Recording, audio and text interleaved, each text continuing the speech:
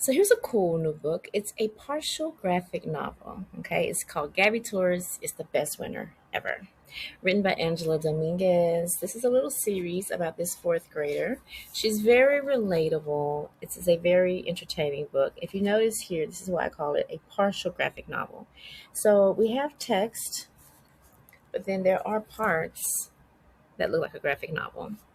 So teachers, I think, would really, really love this format, even more so than the kids. But I loved this book. Read it really, really quickly from start to finish. It's about a girl who feels a little left out and pressured because her friends, her two best friends, they just won first place in a contest. So she's like, hey, I'm all that. I'm really smart. I can do it too. So just so happens in her local town, there is a kid competition bake off. And so she's really good at baking. She really loves to bake different things at home. And so she tries out for it. And so in the story, she's trying out all these different recipes. Lots of fun there. Okay.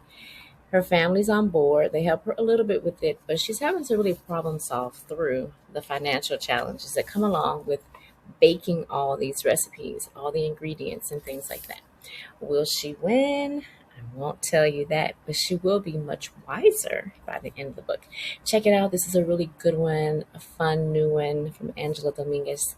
Check it out.